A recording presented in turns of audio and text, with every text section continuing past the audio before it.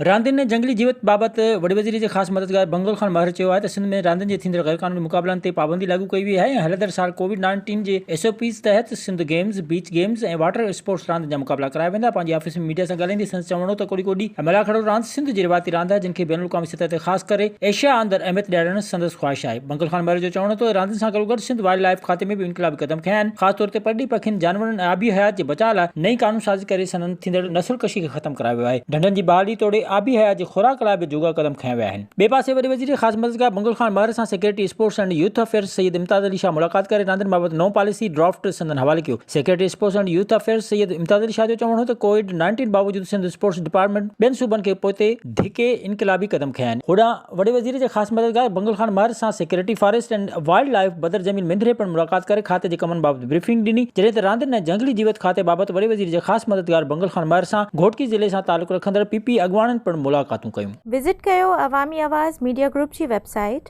awamiawaz.pk